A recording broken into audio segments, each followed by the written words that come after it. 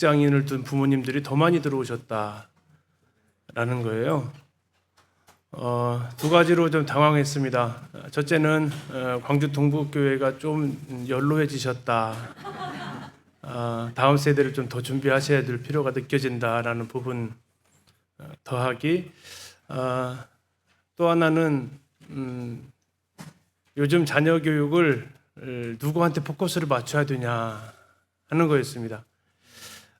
제가 일단 제 큰아들이 지금 대학생이라서 대학생까지는 이렇게 경험이 있는데 직장인 자녀를 둔 부모들에게 제가 경험이 없어서 그쪽 분야에서는 할 얘기가 거의 없습니다. 제가 경험해 본 부분이 없어서 그래서 거기에 대해서 어떻게 해야 될까 하는 부분들이 좀 당황스러운 부분들이 있었습니다.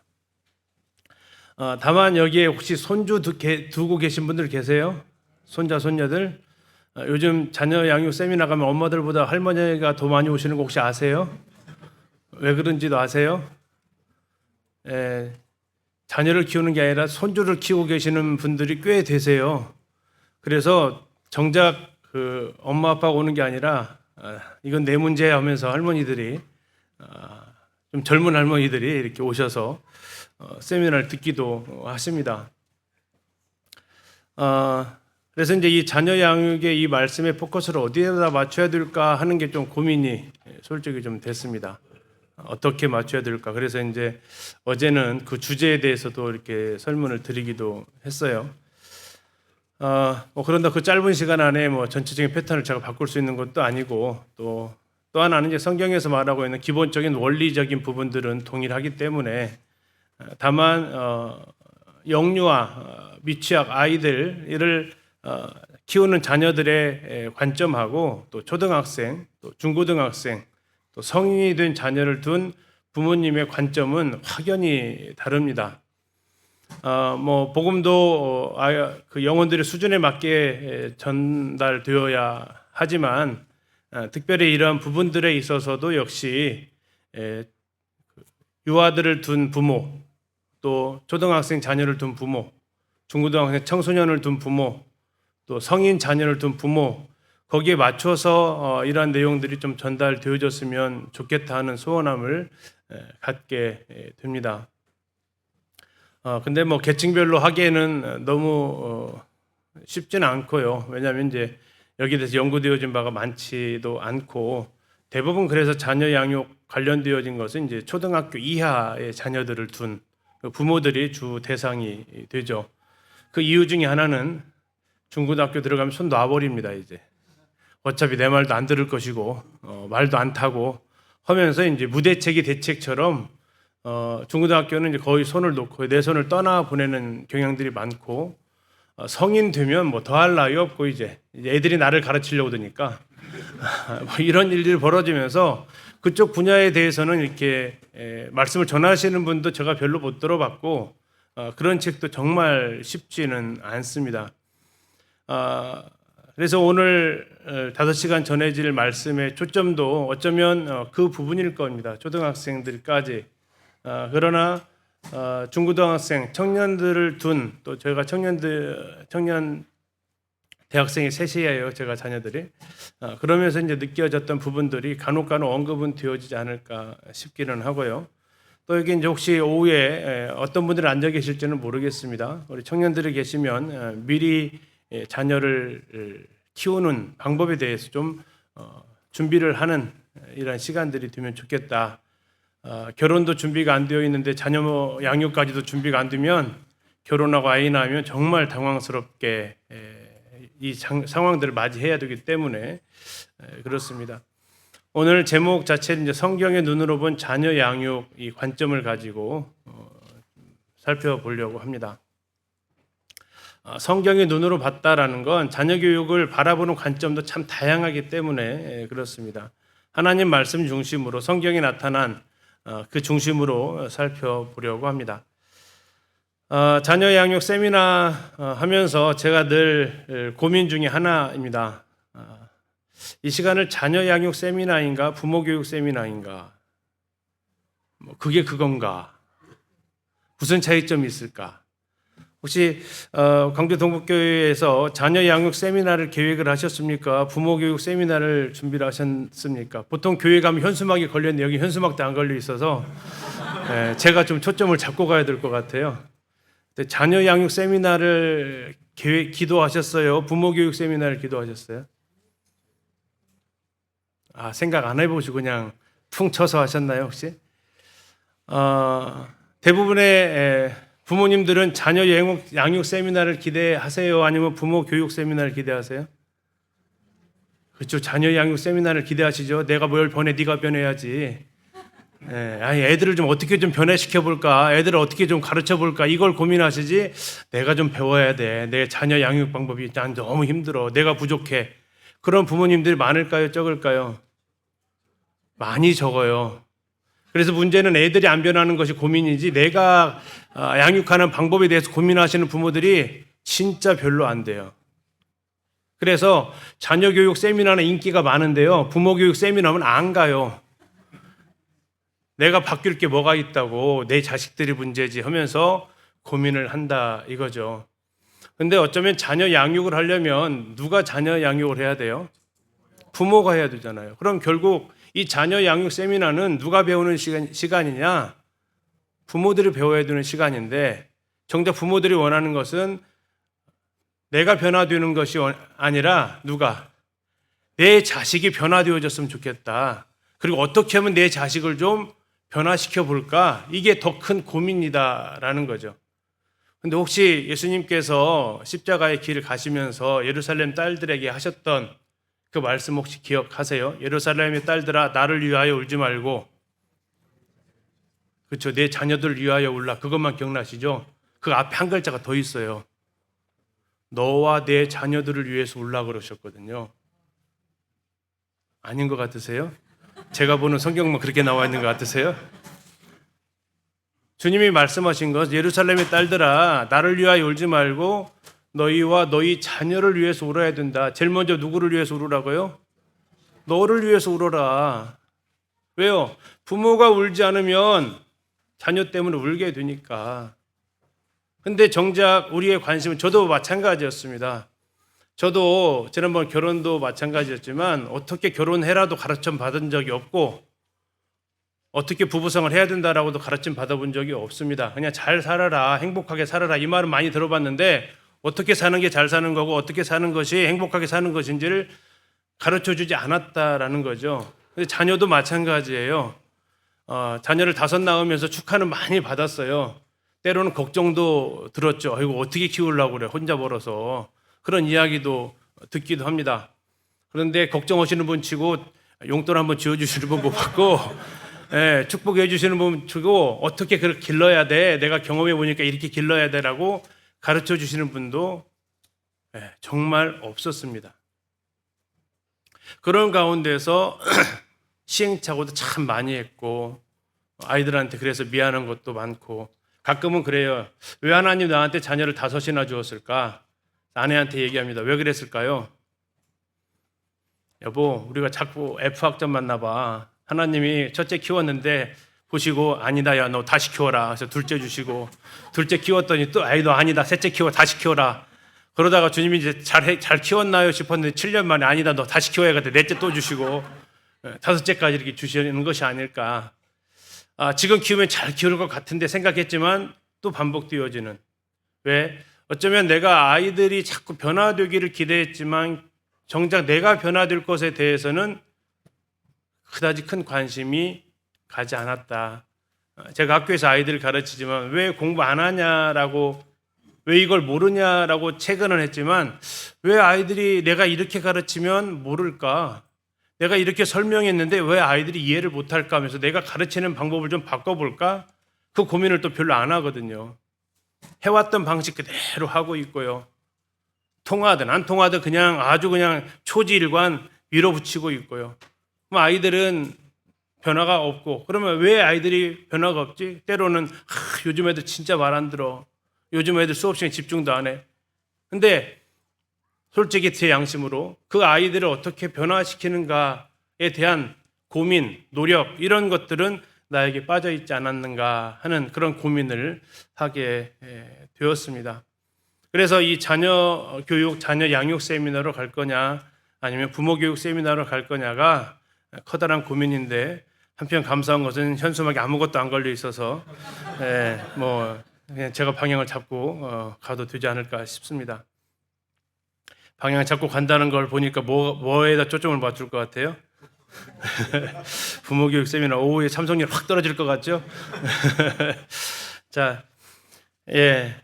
이건 어쩌면 동전의 양면입니다. 어느 하나가 먼저일 수도 없고요. 또 어느 하나가 뭐 우선순위가 이렇게 정해져 있다라고도 할 수 없죠. 자녀를 잘 키우기 위해서 부모 교육이 필요하고, 부모가 교육을 받아야 더 자녀를 잘 키울 수 있고 합니다. 우리 부모님들 자녀 교육 힘드시죠? 접근이 잘못 온 것 같아요. 괜찮으신가요? 행복하세요? 행복하시고 별로 어렵지 않으셨으면 안 불렀을 거 아니에요. 근데 불러놓고 이렇게 희망안등처럼 이렇게 표현하세요. 힘드시죠? 얼마큼 힘드세요? 네, 많이 힘들어요. 우리 자매님들 낳는 게 힘들어요? 낳아서 키우는 게 힘들어요?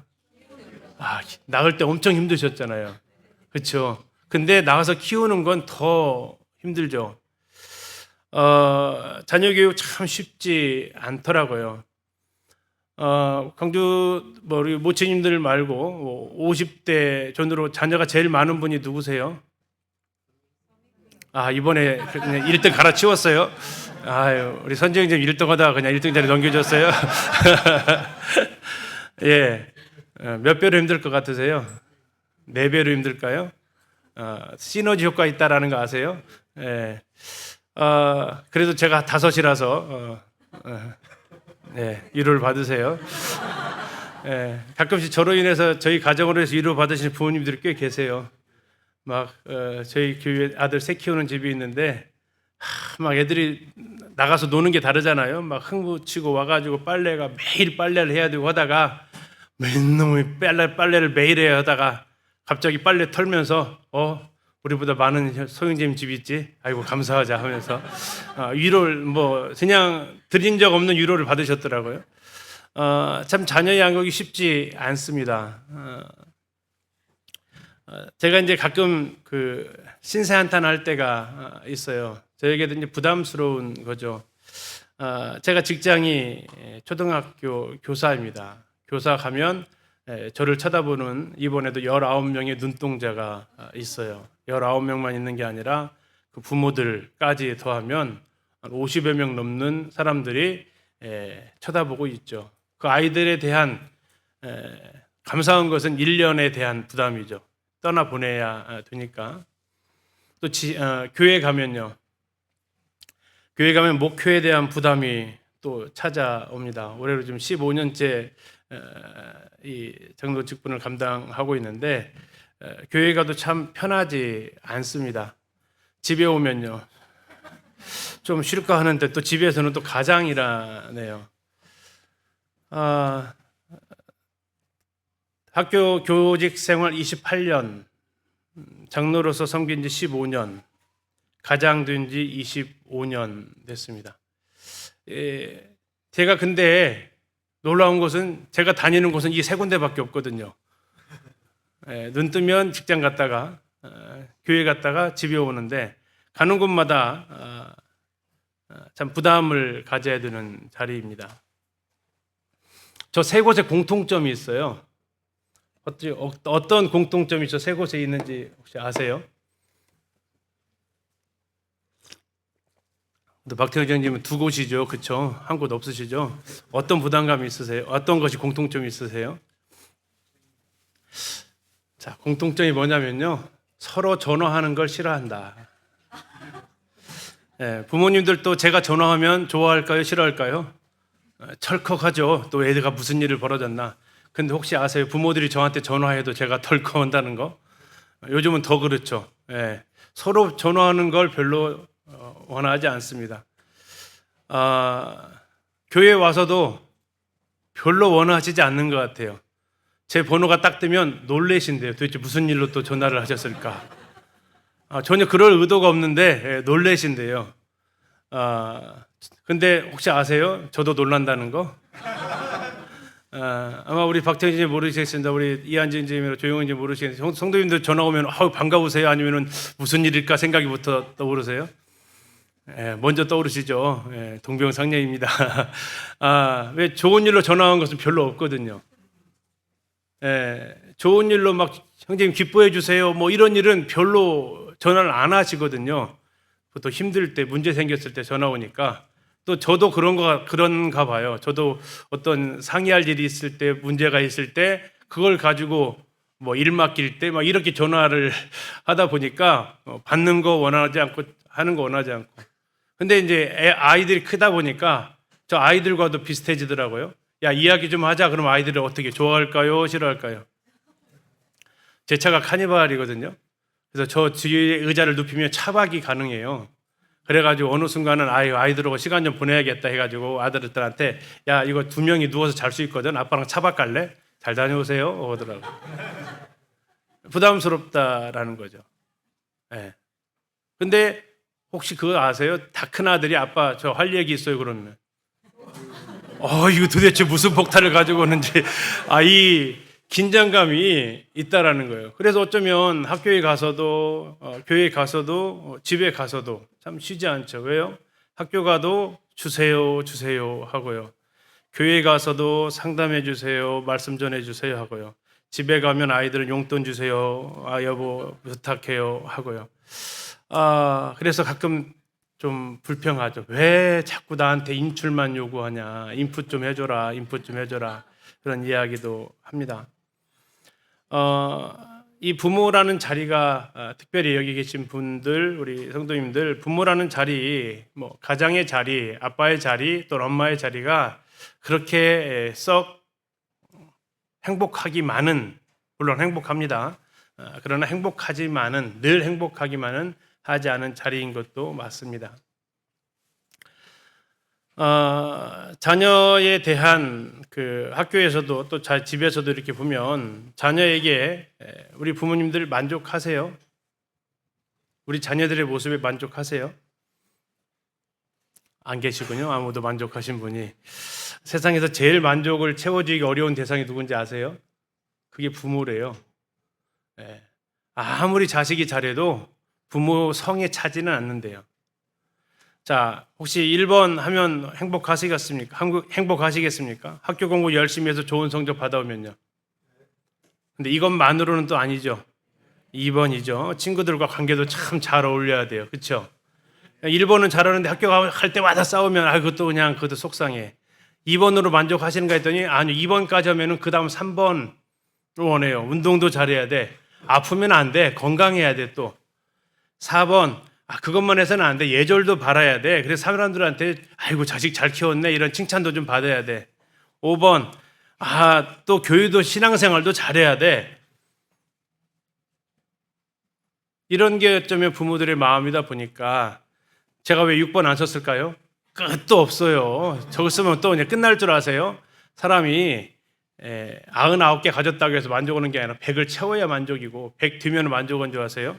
200을 채워야죠. 자녀들에 대한 기대가 참 많죠.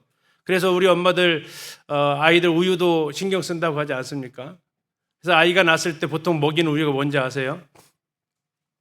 모유 끊고 먹이는 우유가 그 전에 먹이는 우유가 있어요. 아이신타임보다 더 먼저 먹이는 우유가 임페리얼 황제거든요. 너는 크게 될 사람이야. 그래서 임페리얼을 먹인대요.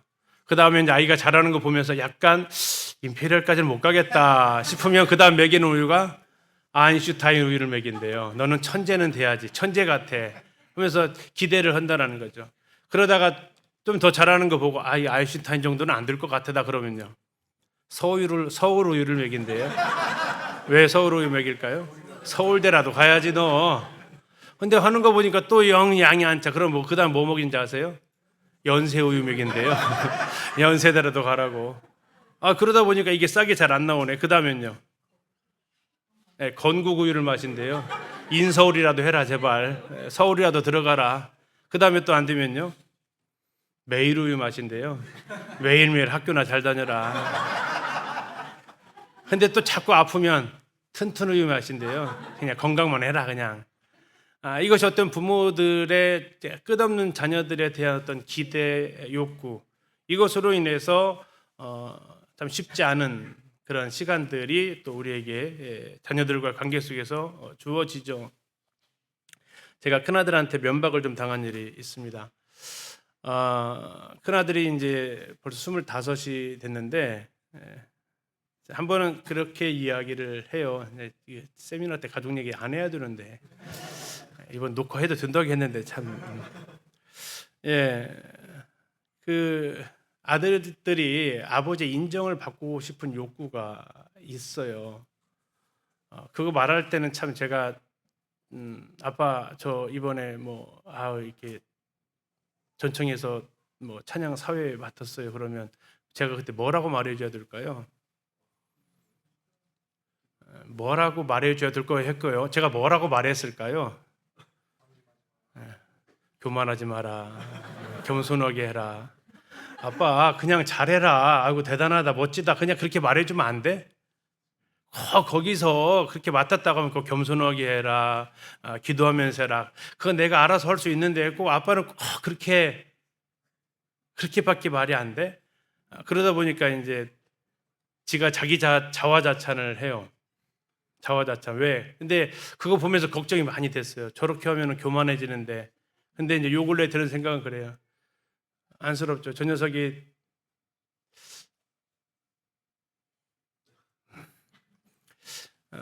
아빠에게 얼마나 칭찬을 못 받았으면.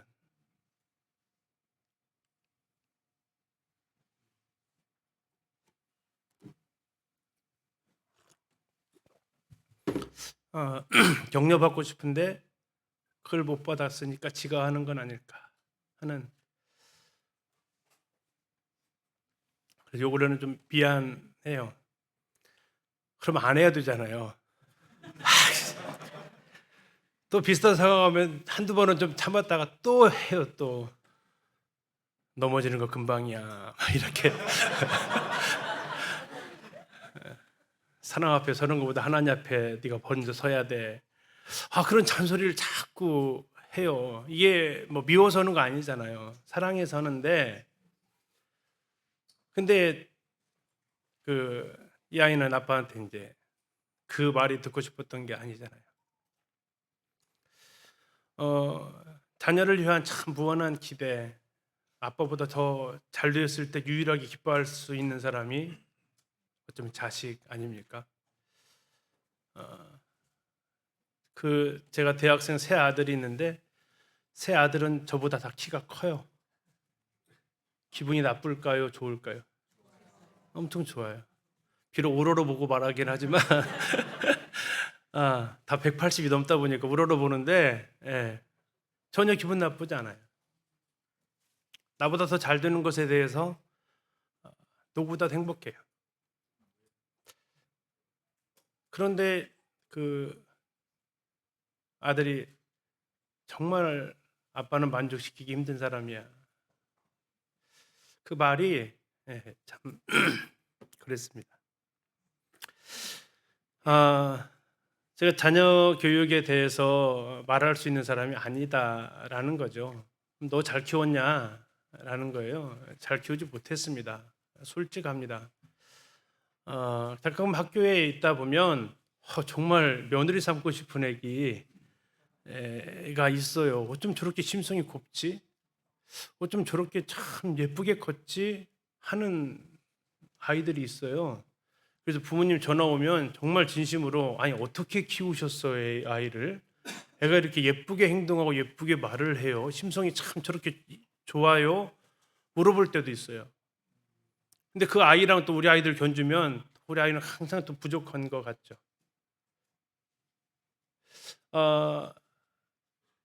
자녀 5을 키우면서 그런 생각들을 또 하게 됩니다. 왜요? 잘하는 모습이 자꾸 보이는 게 아니라 부족한 모습이 자꾸 눈에 띄니까. 어쩌면 부모 눈에는 자꾸 그런 것이 먼저 들어오니까. 98%가 만족스러운데 2%가 부족하면 자꾸 98%를 칭찬하는 게 아니라 너 그 2%만 좀 없애면 더 좋을 텐데 하면서 100점을 강요하는 그러한 마음이 있더라고요. 가정에서 또 교회에서 학교에서 이렇게 사람을 대하는 일들을 하다 보니까 흔히 말하는 스트레스가 꽤 됩니다. 그래서 가끔은 정말 쉬고 싶을 때도 있어요. 근데 늘 가는 곳이 새 곳이라 어디 쉴 데가 또 변변치 않죠.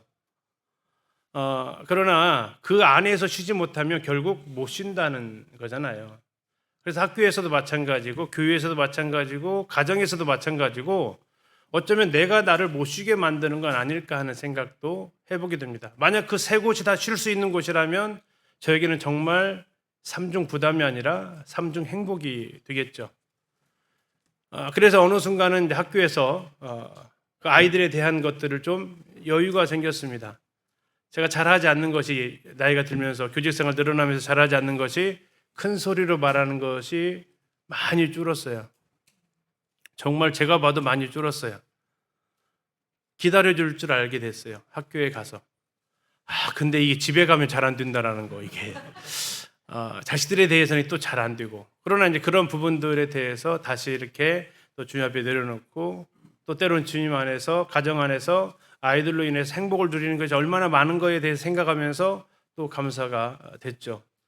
뭐 임페리얼은 못 돼도 아인슈타인 못 돼도 우리는 매일매일 튼튼하게 학교 다니고 있으니까 그것만 해도 학교에 갈수록 이렇게 특수아이에 해당되는 아이들이 참 많거든요. 이번에 맡았는데 그런 아이도 있어요. 그 아이들 모습에 비교하면 우리 아이들은 정말 감사하니까 그 감사거리를 찾으면 참 많은데 그렇지 못한 내 모습을 발견하게 되는 거죠. 자녀 교육에 대해서 고민을 하게 된 이유가 어쩌면 자연스러웠습니다. 학교와 가정에서의 아이들 또 자녀들 키우면서 또 2010년도에는 필리핀에서 문윤호 인재님이 자녀 교육 말씀 준비해서 방문하십시오 이렇게 요청을 하셔가지고 또 가서 또 보게 되기도 했고 그러면서 이제 또 저희 교회에서도 용기를 냈습니다. 2018년도에 성도들 수요일 날 9시간에 걸쳐서 자녀 양육에 관한 말씀을 전했어요. 이건 정말 저에게 있어서는 엄청난 용기입니다. 혹시 왜 그런지 아세요? 성도님들 다 저희 아이들 보고 있으시잖아요. 이 말씀 전하면은 무슨 말이 들리는 것 같았을까요? 그렇게 안 하는 것 같던데 성형제는 주일학교 교사들 이렇게 보고 전하면은 형제님 저희 아이들한테 들었을 때 그렇게 안 하신다던데요. 이런 얘기가 막 들리는 것 같아가지고 또 심한 경우에는 형제나 잘했으면 좋겠는데 이런 얘기가 들리는 것 같아가지고 교회에서 자녀 양육과 관련된 말씀을 2018년도에 했었는데 무슨 용기를 했나 모를 정도예요. 근데 문제가 뭐냐면 그래서 강단에서 자녀 양육에 대해서 말씀 전하시는 분들이 일꾼들이 거의 안 계세요. 혹시 들어보셨습니까?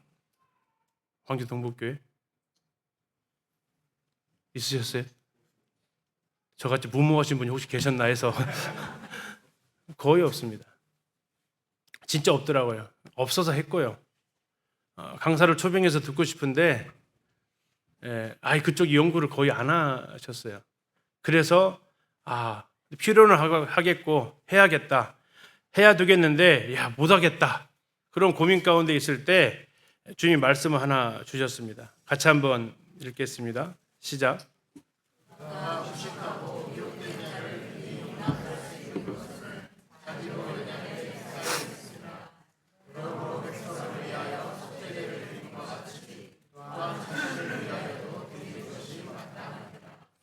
네, 5장 2절 3절 말씀입니다. 앞에 나와 있는 그는 대제사장입니다.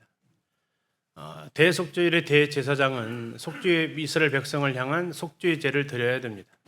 정말 1년 한 번 있는 날이고 가장 무거운 날이기도 합니다. 그런 그날에 대제사장은 백성들의 죄를 속죄하기 전에 무엇부터 해야 하는지 혹시 아십니까? 네, 자기의 죄를 속하는 것부터 해야 합니다.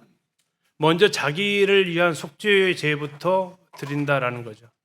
그가 그 자기를 위한 속죄제를 드리면서 무슨 생각을 했겠어요? 자기가 얼마나 연약한 존재인지.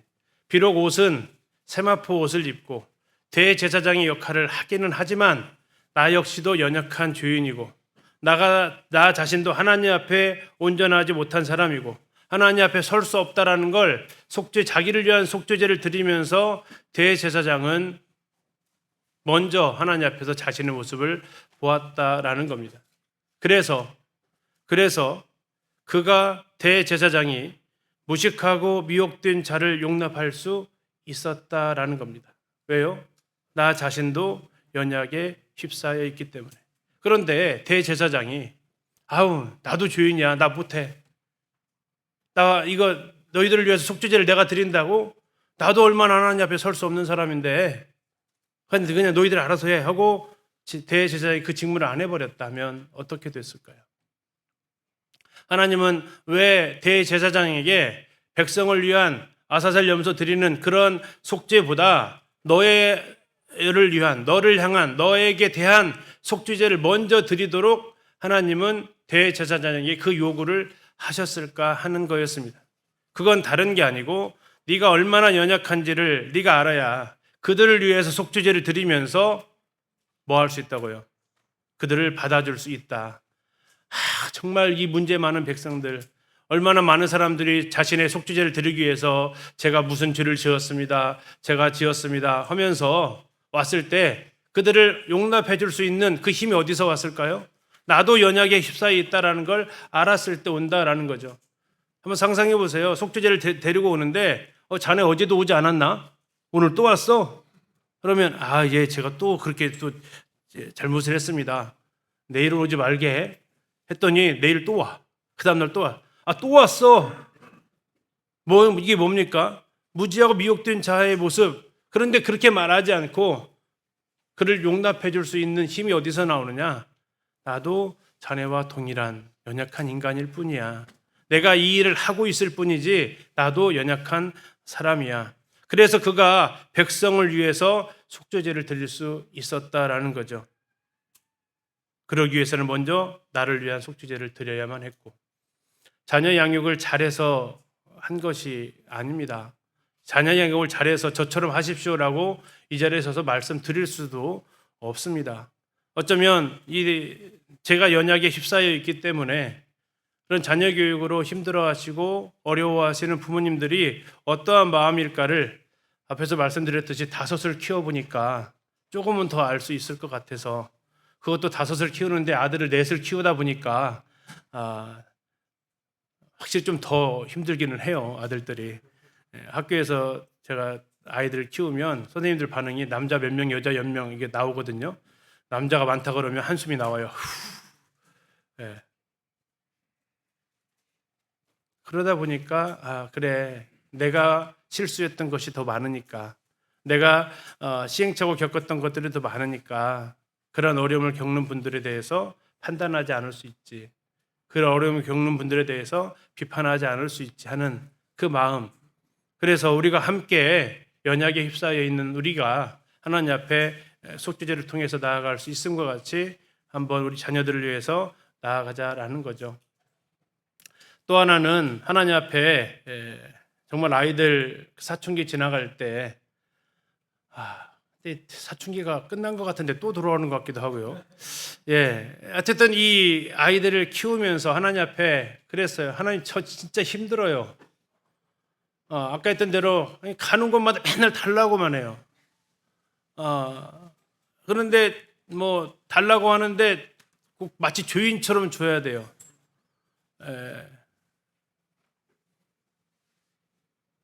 막 이 은혜 베풀듯이 막 이렇게 주는 게 아니라 미안해요, 이거밖에 없어, 이렇게 주어야 되는 듯한 그런 심정이 들 때 더 힘들다라는 얘기죠. 헛벌이가 얼마나 아이들한테 용돈을 줄 수 있겠어요? 풍족하게 줄 수 있었겠어요? 요 근래에는 지네들이 그 못 푼 스트레스를 푸는 걸지 모르겠는데 중학교 고등학교 때까지 10,000원짜리 운동화 신발 신겼으니까요. 10,000원짜리였지만 대여섯 명 신겨보세요. 그것만 해도 5, 6만 원 금방 나가요. 그러면서 이제 하나님 앞에 더 좋은 거 사주고 싶어도 못 사주니까 어떤 그 마음 아픔, 또 그런 거, 또 철 모르는 아이들, 또 사춘기 그런 반항 섞인 그런 부분들 경험하면서 참 하나님 힘듭니다. 어쩌면 참 집에서라도 와서 쉬고 싶은데 정말 쉼이 안 되는 그런 부분 앞에 하나님 앞에 호소하기도 했었고요. 그때 하나님께서 저에게 해주셨던 말씀이 있습니다. 뭐라고 하셨을까요? 주님이 이러셨어요. 힘드니? 나도 힘들어. 나도 힘들어. 이사야 말씀을 읽는데 주님이 이렇게 말씀하셨습니다. 같이 한번 읽으실까요? 하늘이여 들으라, 땅이여 귀를 기울이라. 여호와께서 말씀하시기를 내가 자식을 양육하였거늘 그들이 나를 거역하였도다. 주님이 지금 하나님이 아버지시잖아요. 내가 자식을 양육했다라고 하세요. 내가 자식을 양육했는데 그 자식들이 뭐 한다고요? 나를 거역한다. 근데 하나님이 얼마나 속이 폭폭하셨는지 아세요? 얼마나 답답하셨게요? 누구한테 들어보라고 그래요? 자, 하늘아 좀 들어봐라. 야, 좀 들어봐라. 저 땅아 좀 들어봐라. 내가 자식을 정말 오기야 금이야 키웠는데 그들이 지금 나를 거역한다. 이 말씀을 주님이 주시는 거예요. 힘드니? 나도 힘들어 하시면서 지금 이 말씀을 주시는 거예요. 제 심정이 어땠을까요? 첫째, 되게 웃겼어요. 아니, 하나님도 힘든 게 있어요. 그래서 하나님도 힘든 게 있어요. 하나님도 힘든 게 있으세요? 두 번째는 뭐였을까요? 그럼 내 마음 아시겠네요, 하나님. 저도 하나님 마음 좀 알 것 같아요. 그랬더니 주님이 이제 이사야 넘어가는데 지금 보니까 주소가 잘못됐네. 호세아서를 읽을 때 사무엘하를 읽을 때 이런 말씀을 하세요. 나는 그 아비가 되고 그는 내 아들이 되리니 다윗한테 하신 말씀입니다. 저가 만일 죄를 범하면 내가 사람 막대기와 인생 채찍으로 징계하겠다. 자, 하나님도 자식을 어떻게 양육하셨는지에 대한 양육 방법을 보여주시더라고요. 어떻게 하셨대요? 사람 막대기와 인생의 채찍으로 징계하기도 했대요. 본인들 혼내보기도 하셨잖아요. 근데 혼만 내요? 또 아니에요. 호세아서 보니까 이렇게 하세요. 내가 에브라임에게 걸음을 가르치고 내 팔로 안을지라도 내가 저희를 고치는 줄을 저희가 알지 못하였도다. 빨간색 한번 읽어보실래요? 내가 시작. 사람의 줄 곧 사랑의 줄로 저희를 이끌었다. 하나님이 제 자녀 교육 방법이 잘못된 줄 알았더니 하나님도 이렇게 하셨더라고요. 때로는 얼렸다가 달랬다가 혼냈다가 주님도 사랑으로 이끌었다가 때렸다가 했는데 하나님의 결론이 뭐였어요 아까? 이 녀석들이 말을 안 듣는다. 말을 안 들어. 힘드냐? 내가 먼저 힘들어 봤어. 힘들지? 그래 내가 네 마음 알아. 그럼에도 불구하고 하나님은 나는 그들을 포기하지 않았어. 그리고 주님은 아들을 보내셔서까지 이런 불순종한 거역하는 우리를 구해내셨잖아요. 그래서 말씀하시죠. 너도 그러기를. 네, 잠시 정차는 할 수 있을지라도 주차는 하지 말고 잠시 쉬었다 갈 수는 있을지라도 포기하지는 말아라. 그게 내가 했던 길이다. 힘들지? 나도 힘들다. 그래서 주님한테 물어봤어요. 주님 왜 이렇게 힘들어요? 왜 이렇게 힘들어요? 주님이 이 말씀을 해주시더라고요. 자녀 교육이 왜 이렇게 어려울까요? 첫 번째 이유입니다. 같이 한번 읽어보실까요? 시작. 무엇인가 하나는 내 맘대로 안 된다는 것이 있다는 것을 알게 하시기 위해서. 자녀 교육 내 맘대로 돼요? 절대 안 돼요. 다른 건 내 맘대로 다 하시죠? 그러지 않으세요? 내 계획대로 다 하시지 않나요? 내가 계획 세우고 내가 마음대로 하고 싶은 거 하시잖아요. 근데 너 그렇게 살아가지? 그럼 네 자식도 네 마음대로 되나 봐라. 그럼 어떻게 돼요? 내 마음대로 될 때는 기도가 잘 안 돼요. 근데 내 마음대로 안 되면요. 기도하게 돼요. 하나님이 말씀하시더라고요. 네가 마치 네 삶의 주인처럼 살아가냐? 너는 가장 가까운 곳에 네 마음대로 되지 않는 그 대상이 있잖아. 그걸 통해서 하나님 앞에 의지하게 하시기 위한 하나님의 계획이셨습니다. 두 번째 이유입니다. 두 번째 이유는 내가 하나님 앞에 어떠한 자녀인지 그 자녀의 모습을 통해서 보게 하시기 위함이다라는 겁니다. 가끔 아내랑 이렇게 얘기합니다. 아이들이 말을 안 들을 때, 아이들 때 말 안 들어서 정말 힘들어 죽겠어요. 그러면 이제 저는 조금 이제 그 들로 물러서서 이렇게 얘기해요. 여보, 요즘 우리가 하나님 앞에 말 안 듣고 있는 거 뭔가 한번 생각해 봅시다. 하나님 그거 가르쳐 주려고 지금 저 아이들을 교관으로 쓰고 있는지 모르잖아.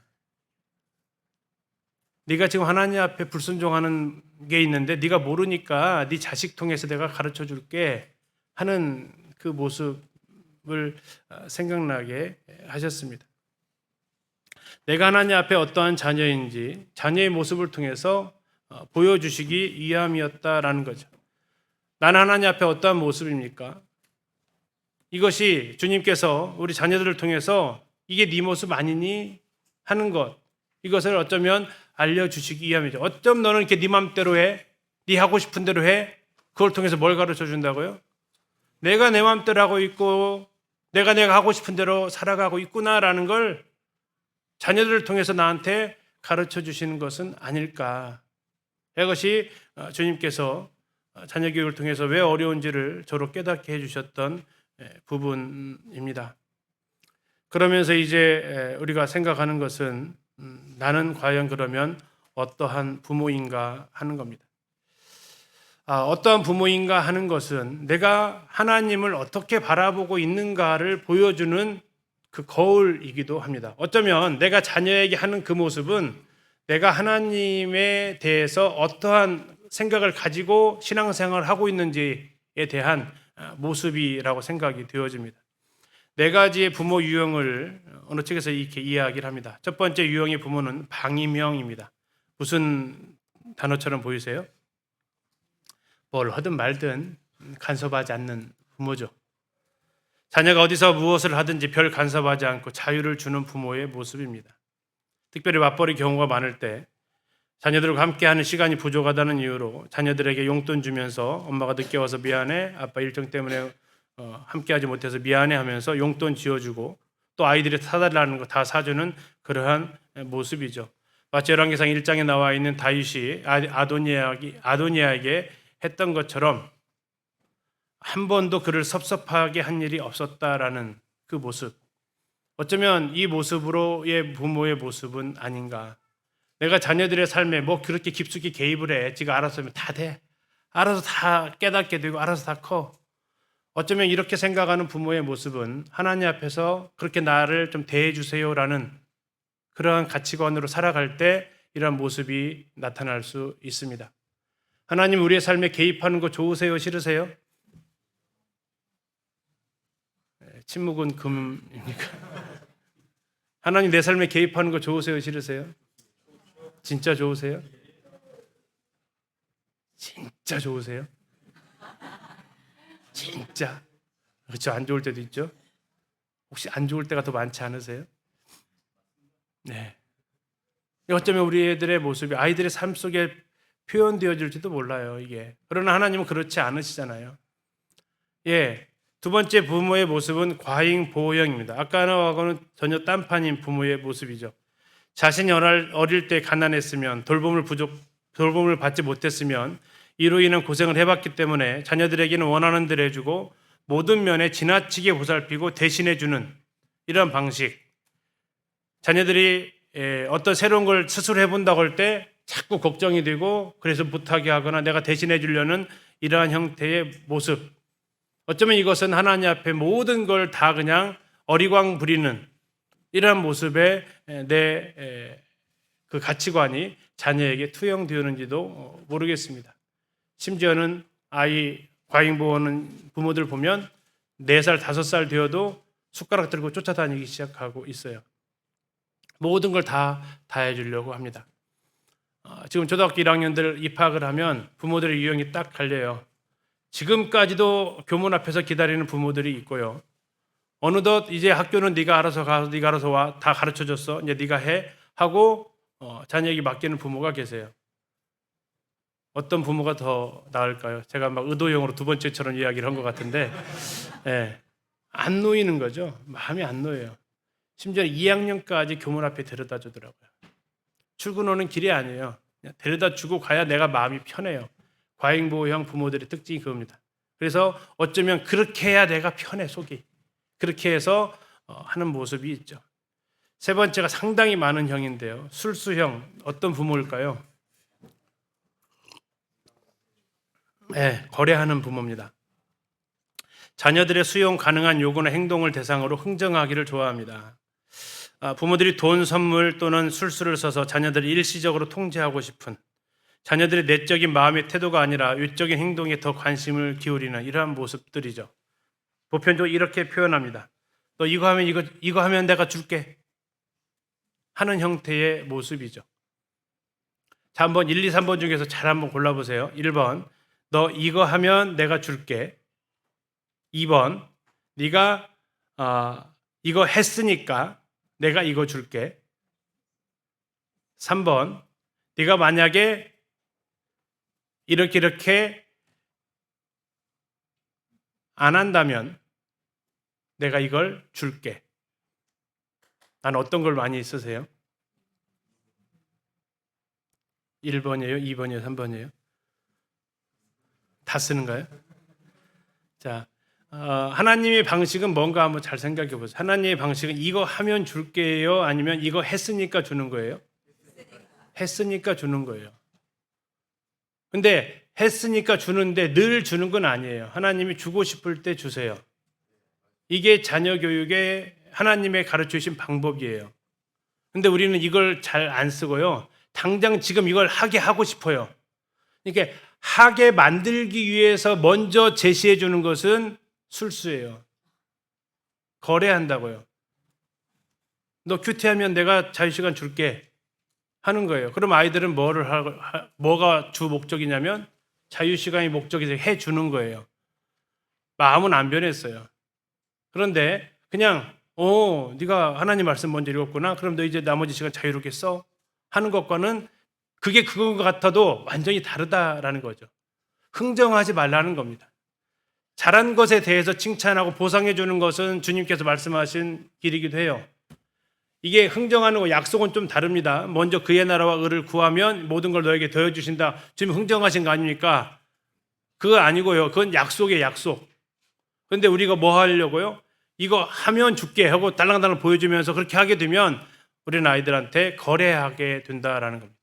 그렇게 하지 말고 한 행동에 대해서 보상해 주거나 칭찬해 주는 건 주님께서 가르쳐 주신 방법이지만 자녀들에게 당장 이걸 하도록, 당장 이걸 안 하도록 하기 위해서 거래하는 행동, 이건 참 안 좋은 모습이다. 이런 사람이 하나님 앞에 나아갈 때 어떤 모습으로 나아갈까요? 주님 제가 이거 했으니까 주님 뭐 좀 주셔야죠 하는 듯한 행동, 뭔가 대가가 요구되어져야만 하나님 앞에 내가 나아가겠다라는 그러한 행동으로 하나님 앞에 내가 가치관을 가지고 있으면 자녀에게. 네 번째는 율법적인 부모입니다. 부모의 기대 수준이 상당히 높습니다. 그래서 그러한 외적 경건을 요구합니다. 높은 수준을 요구해서 자녀들로 때로는 의욕을 꺾이게 만드는 이러한 모습도 보여주죠. 완벽주의 성향을 자녀들에게 요구하는 부모들의 모습이 있습니다. 이것도 어쩌면 하나님 앞에 내 모습이죠. 이러한 성향의 부모님은 하나님 앞에서 늘 죄송합니다. 늘 잘못했다고 합니다. 늘 회개하는 듯한 심령으로 나갑니다. 물론 그 자세가 좋은 면이 있죠. 근데 한번 상상해서 자녀가 나한테 올 때마다 엄마 죄송해요. 엄마 잘못했어요. 엄마 이렇게 하라고 했는데 제가 또 못했어요. 엄마 죄송해요. 잘못해서 앞으로 잘할게요. 그 다음 날도 또 와서 또 그러고 셋째 날도 또 와서 또 그러고 마치 구원받기 전에 막 매일 새벽기도 나가지고 울고 하는 것처럼 만약에 그렇게 나온다면 기분 좋은 부모가 어디 있겠습니까? 내가 혹시 그러한 하나님 앞에 어떤 가치관, 완벽한 수준, 기준을 하나님 앞에 두고 그렇게 살아가는 내 모습, 또 그렇게 살지 못하는 성도들을 판단하는 그 모습을 가지면 자녀들에게 이러한 모습으로 나타날 수 있다라는 겁니다. 자녀 교육문에 이제 들어가기 전에 마무리하도록 하겠습니다. 나의 자녀 교육 방법은 1, 2, 3번 중에서 몇 번일까요? 1번 성경적인 방법, 2번 전통적인 나한테 부모에게 배웠던 방법, 3번 교육학적인 방법. 나의 자녀 교육 방법은 뭡니까? 짬뽕. 예. 4번 없는데. 예. 뭐가 많습니까? 예. 나이 드신 분들은 2번이 많고요. 젊은 세대는 3번이 많습니다. 그래서 요즘 젊은 세대들의 스승은 오은영 박사라고 하죠. 교육 전문가들, 부모 60분, 뭐 이런 거, 뭐 이렇게 하면서 전문가를 찾아 나섭니다. 왜요? 성경적인 방법을 모르니까라는 거죠. 그래서 오늘은 그 성경적인 방법을 통해서 살펴보려고 합니다. 두 번째, 나의 자녀 교육의 목적은 무엇입니까? 1번 하나님의 영광, 2번 자녀의 성공, 3번 부모의 자랑. 몇 번이십니까? 머리하고 마음하고 자꾸 딴 데로 가죠. 그렇죠? 머리는 당연히 1번이라고 답을 해야 될 것 같은데 말을 하기는 좀 찔리고 하는 부분. 자녀의 성공보다 많은 게 부모의 자랑입니다. 자녀 잘 키웠다. 아이고, 어쩜 그렇게 잘 키웠어? 거기서 오는 뿌듯함을 은근히 많이 바랍니다. 저는 없을 줄 알았습니다. 있더라고요. 속에서 썩 웅크리고 있었을 뿐이지 있더라고요. 그걸 언제 느껴요? 다른 분한테 칭찬 들을 때 막 괜히 기분이 내가 왜 이렇게 좋아져? 근데 가끔씩 또 이제 요즘 왜 큐티를 잘 안 해와요, 애기가. 그러면 이제 내가 막 화가 나. 저 녀석이 큐티도 안 해가지고 내가 지금 선생님한테 지금 저런 소리 듣게 오네, 이 녀석이. 이런 식으로 아이고 큐티 안 해서 아이들 영적인 상태가 어떨까 그걸 걱정하는 게 아니라 내가 저런 소리를 들어야 돼 하면서 이런 것이 먼저 찾아오더라라는 거죠. 솔직하게 내가 봤을 때 저도 1번이라고 말하고 싶었는데 2번, 3번을 무시하지 못하겠다라는 거죠. 그냥 은연중 다 너를 위해서 하는 소리야 라는 게 내 은연중에 나오던 목소리였다라는 겁니다. 이게 자녀의 성공이죠. 정말 하나님의 영광을 위해 공부해야 돼? 정말 그렇게 내가 생각할까? 하는 너 공부하면 너 무시당해. 제가 대학교 때 아르바이트를 아파트 그 문틀을 하는 그 아르바이트를 형님 따라서 했어요. 그랬더니 초등학교 아이를 둔 엄마가 데려가면서 제가 아주 선명하게 들었어요. 너 엄마 공부하라고 했잖아. 너 공부 안 하면 저렇게 살아야 돼. 인마 이렇게 이렇게 대놓고 옆에서 이러고 있는데 얘기하더라고요. 다 너 위해서라는 거야, 임마 하면서. 이게 어떤 우리들의 자녀를 향한 가치관 아닐까 하는 거죠. 끝으로 나는 하나님 앞에 하나님 아버지께 어떠한 자녀인가. 아까 말씀드린 대로요. 이게 두 가지로 다가왔어요. 초기에는 이랬습니다. 그래, 내가 하나님 앞에 자녀들 순종하는 모습 보고 나 순종해야지. 또 자녀들이 이렇게 나에게 기쁨을 주는 모습 보면서 그래, 나도 하나님 앞에 기쁨 드리면 저렇게 하나님 좋아하시겠지 하는 생각을 처음에는 해봤어요. 근데 요즘은 이게 조금 약간은 좀 달라졌습니다. 방향이. 나는 하나님 아버지께 좋은 자녀인가 하는 거. 성도님들 한 번만 솔직하게 대답을 한번 해주십시오. 마무리할게요. 솔직 안 하시면 10분 더 합니다. 자, 솔직하게 한번 해보세요. 하나님은 나를 사랑하신다라고 생각하시는 분 손 한번 들어주세요. 하나님은 나를 사랑하신다. 하나님은 나를 사랑하신다. 한 5분 정도 제가 질문을 잘 못 한 것 같습니다. 내리시고요. 하나님은 나를 좋아하신다. 나 엄청 좋아하신다. 5, 6분. 예. 제가 좀 질문 이해하셨죠? 하나님 다시 한번. 하나님은 나 사랑하신다. 두 번째, 하나님은 나를 좋아하신다.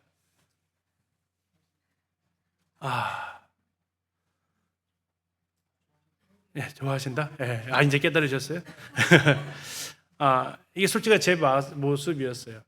하나님이 나를 사랑하신다 했을 때는 전혀 주저함이 없었습니다. 하나님 나를 정말 사랑하신다. 아들을 주기까지 사랑하신다. 근데 하나님이 나 좋아하실까? 주저되더라고요. 왜 주저됐을까요? 왜 성도님들은 손을 못 드셨습니까? 네. 그러면 하나님 나 싫어하실까요? 내가 하나님이 나를 좋아하신다라는 것이, 내가 은연중에 무엇을 갖고 있었냐면 내가 하나님 앞에 잘해야 하나님이 나를 좋아하실 거야라는, 이게 내 마음에 있었다라는 거예요. 그러다 보니까 이게 어디로 투영됐냐면 자녀에게 투영이 돼요. 네가 잘해야 내가 너 사랑하지. 그러니까 아이들이 어떻게 행동해요? 부모에게 잘 하려고 해요. 근데 잘못할 때가 있잖아요. 그러면요, 말을 안 하거나 숨기거나 해요. 이게 아이가 나이가 들어가면 더 심해져요. 근데 우리가 오해하고 있는 게 바로 그 부분이었다라는 거예요. 하나님 나를 사랑하십니다. 그리고 하나님은 나를 좋아하십니다. 한번 해보실래요? 하나님은 나를 좋아하십니다. 도저히 이해가 안 가세요? 이해 안 가도 좋아하세요. 하나님은 내가 뭐 잘할 때만 나를 좋아하는 게 아니에요. 있는 모습 그대로를 하나님은 아세요. 그리고 하나님 한 번도 후회하지 않으시고요. 내가 하나님 앞에 기쁨을 드리기 위해서 노력하는 모습이 아니라 그냥 그 있는 모습 그 자체를 하나님은 나를 사랑하시고 나를 좋아하신다라는 사실이에요. 이게 아이들한테 투영이 되면요, 어떻게 될까요? 아이들도 그걸 느끼게 된다라는 거예요. 한 번은 공익광고에 이런 말이 나왔어요. 아빠는 날 사랑해 말 잘 들을 때만, 엄마는 나를 사랑해요 공부 잘할 때만. 이게 아이들이 가지고 있는 뭐예요? 생각이었다라는 거죠. 그 요구 수준에 부합해야만 내가 그렇게 될 수 있다라는. 그러나 하나님은 그러지 않으셨다라는 겁니다. 내가 너 사랑해. 그리고 나 너 엄청 좋아해. 우리 자녀들을 또 우리 부모님이 나를 그렇게, 아이들한테 다 물어보세요. 아이들 비슷한 반응 나올 거예요. 엄마가 너, 아빠가 너 사랑하는 것 같아? 사랑해요? 별로 주저함 없이 나올 거예요. 하나 더 물어볼게요. 아빠가 너 좋아하는 것 같아? 그러면 비슷한 반응이 나올 거예요. 왜? 내가 마음에 안 드는 행동을 하니까. 그러나 우리가 이건 하나님과의 관계에서 어떠한 모습으로 나타나느냐가 결국 내가 내 자녀와의 관계 속에서 그 모습이 드러나고 있다라는 걸 좀 생각하시면서, 하나님은 나를 사랑하시고 하나님은 나를 좋아하신다. 예전에 하나님이 나를 엄청 많이 사랑하신데 찬송이 있는가 봐요. 사랑만 하는 게 아니라 무엇도 하신다고요? 좋아하신다. 하나님 우리를 좋아하십니다. 그리고 이것이 우리 자녀들에게도 그렇게 느끼게끔 나아갈 수 있으면 참 좋겠습니다. 오전 시간 기도하고 마무리하겠습니다.